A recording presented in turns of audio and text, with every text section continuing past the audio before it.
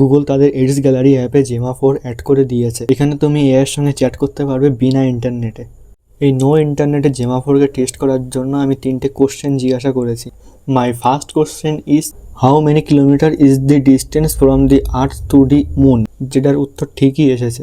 My second question, Gemma 4কে যখন একটি সরল সূত্রাংশের অঙ্ক করতে দিই তখন সে অঙ্কটা ভুল করে, কিন্তু সেম অঙ্কটা যখন জেমিনিকে করতে দিই তখন সে অঙ্কটা ঠিক করে।